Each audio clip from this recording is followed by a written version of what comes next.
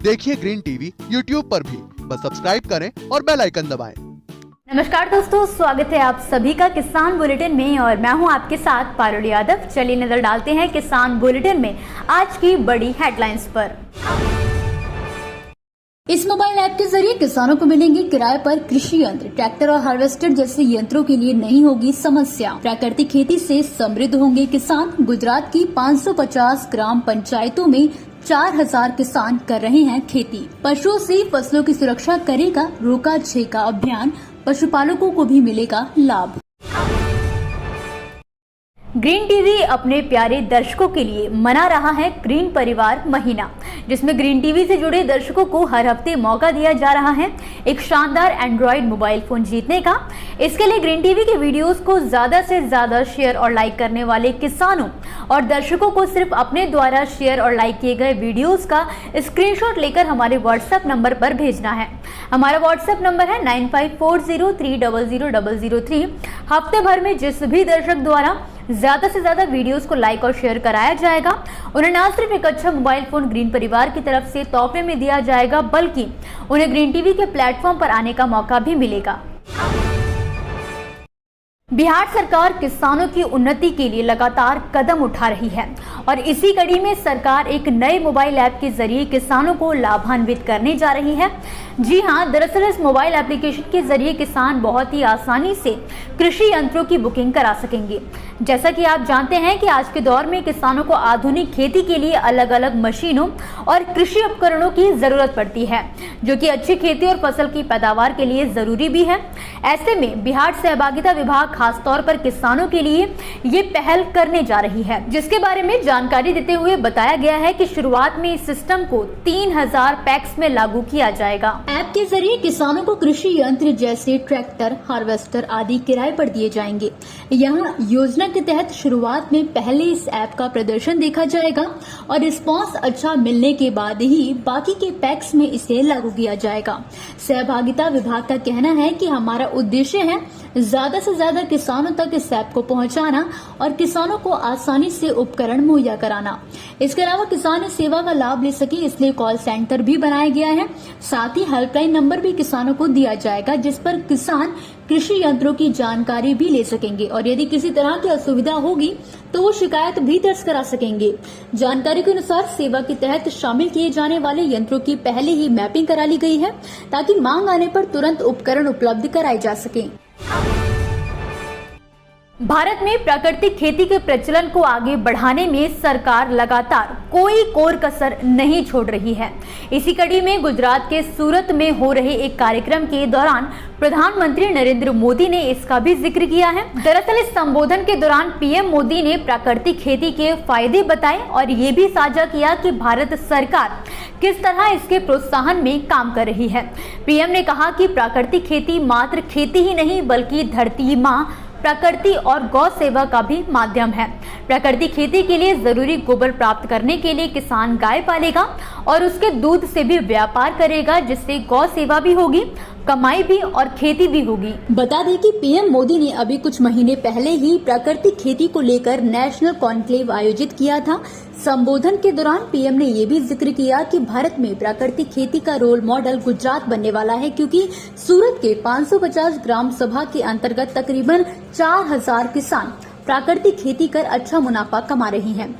जानकारी के लिए आपको बता दें कि सरकार प्राकृतिक खेती को आगे बढ़ाने और देश के किसानों को समृद्ध बनाने के लिए अभियान भी चला रही है, जिसके तहत हर गांव में जनप्रतिनिधि गांव के किसानों को इस खेती के बारे में समझाएंगे और उसके फायदे बताएंगे, ताकि ज्यादा से ज्यादा किसान इससे जुड़े और खेती को एक नई दिशा मिल सके।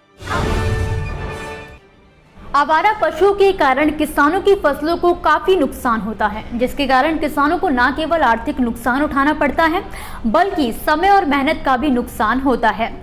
फसलों को होने वाले इस नुकसान से किसानों को बचाने के लिए छत्तीसगढ़ सरकार ने रोका छेका अभियान की शुरुआत की है। मुख्यमंत्री भूपेश बघेल ने कहा है कि रोका छेका हमारी पुरानी परंपरा है। इसके माध्यम से हम अपने पशुओं को खुले में चराई के लिए नहीं छोड़ने का संकल्प लेते हैं, ताकि हमारी फसलों को नुकसान न पहुंचे। पशुओं को अपने घरों, बाड़ों और गौठानों में रखा जाता है और उनके चारे पानी का प्रबंध करना होता है। इसके लिए सरकार ने गौठान बनवाए हैं, जिससे ये काम काफी आसान हो गया है और उनके खाने पीने का प्रबंध भी गौठान समितियों द्वारा किया जाएगा। खरीफ फसलों की सुरक्षा के लिए इस साल भी 10 जुलाई से प्रदेश व्यापी रोका छेका अभियान शुरू किया जा चुका है, जिसके तहत न केवल मवेशियों को गौठानों में रखा जाए, बल्कि गौठानों में पशु चिकित्सा शिविर लगाकर पशुओं के स्वास्थ्य की जांच, पशु नस्ल सुधार हेतु बधियाकरण, कृत्रिम गर्भाधान एवं टीकाकरण भी किया जाएगा। इतना ही नहीं, गौठानों में आने वाले पशुओं को सूखा चारा के साथ साथ हरा चारा उपलब्ध हो, इसके लिए सभी गौठानों में चारागाह का विकास तेजी से किया जा रहा है। राज्य के 1200 से ज्यादा गौठानों में हरे चारे का उत्पादन भी पशुओं के लिए किया जा रहा है। दोस्तों, ये थी वो खबरें जिन्हें हमने आप तक विस्तार से पहुंचाया, लेकिन अब हम बात करेंगे कुछ ऐसी खबरों की जिनके बारे में भी आपके पास जानकारी होना जरूरी है। तो चलिए फटाफट से नजर डालते हैं खेती किसानी और कृषि क्षेत्र से जुड़ी आज की छोटी बड़ी अपडेट्स पर। बीते दिनों राजस्थान सरकार द्वारा राज्य में चलाई जा रही तारबंदी पाइपलाइन एवं फर्म पॉन्ड योजना का लाभ किसानों तक पहुंचाने के लिए उनसे आवेदन मांगे गए थे, जिसके चलते कृषि विभाग के आयुक्त कानाराम ने निर्देश दिए हैं कि फार्म पॉन्ड पाइपलाइन और तारबंदी की अब तक प्री वेरिफिकेशन हो चुके आवेदनों की प्रशासनिक स्वीकृतियां 12 जुलाई तक जारी हो जानी चाहिए। बिहार के ऐसे किसान जो फलों की खेती करने के लिए इच्छुक हैं, उनके लिए सरकार ने एक अच्छी पहल की है। सघन बागवानी मिशन योजना के तहत आम, अमरूद, पपीता और केला की खेती करने वाले किसानों को अनुदान देने का फैसला लिया गया है। आपको बता दें कि इस योजना के तहत फलदार पौधे लगाने के लिए सरकार 50% का अनुदान दे रही है। इसके तहत 5 हेक्टेयर जमीन में आम, 10 हेक्टेयर में अमरूद, 5 हेक्टेयर में केला और 4 हेक्टेयर में पपीते की खेती की जाएगी। उत्तर प्रदेश के ज्ञानपुर के चकसुंदरपुर निवासी प्रगतिशील किसान राम अकबाल तिवारी ने 6 सालों की मेहनत के बाद गेहूं की नई प्रजाति तैयार की है। इस प्रजाति पर सैम हिगिनबाटम कृषि प्रौद्योगिकी एवं विज्ञान विश्वविद्यालय प्रयागराज के निदेशक व शोध प्रोफेसर शैलेश मार्कर ने शोध किया है और इसे नई प्रजाति का दर्जा देते हुए WRCB 421 का नाम दिया गया है। आपको बता दें, ये प्रजाति उत्तर प्रदेश, पंजाब, हरियाणा, राजस्थान, मध्य प्रदेश व गुजरात में पैदावार के लिए अनुकूल मानी गई है। उत्तर प्रदेश के बुंदेलखंड जिले के किसानों को एक बार फिर मानसून की बेरुखी का नुकसान उठाना पड़ा है। इसके कारण अब किसानों की खुदकुशी की घटनाएं सामने आने लगी हैं। ताजा मामला हमीरपुर जिले का है, जहां एक किसान ने अपने और अन्य लोगों के खेतों को बटाई पर लेकर मूंगफली की फसल बोई थी, लेकिन बारिश नहीं होने के कारण बीज खराब हो गए। किसान ने साहूकार से कर्ज लिया हुआ था, अपनी सारी पूंजी इसी फसल में लगा दी थी, जिसके बाद उसने परेशान होकर अपने ही घर में फांसी लगाकर आत्महत्या कर ली। देश में इस बार बारिश की कमी के कारण कृषि और किसानों को काफी नुकसान हुआ है। बारिश की कमी के कारण खरीफ फसलों जैसे कि धान और तिलहनी फसलों की रोपाई में काफी गिरावट दर्ज की गई है। सरकार द्वारा जारी किए गए आंकड़ों के मुताबिक चालू खरीफ सीजन में धान की खेती का रकबा 24% घटकर 72.24 लाख हेक्टेयर क्षेत्र हो गया है। जबकि तिलहनी फसलों की बुआई की अगर बात करें तो कई राज्यों में तिलहनी फसलों के रकबे में 20% की गिरावट के साथ 77.80 लाख हेक्टेयर क्षेत्र में कमी आई है। इसी के साथ आज के किसान बुलेटिन की बड़ी खबरों में फिलहाल के लिए बस इतना ही। आप मुझे दीजिए इजाजत और देखते रहिए ग्रीन टीवी।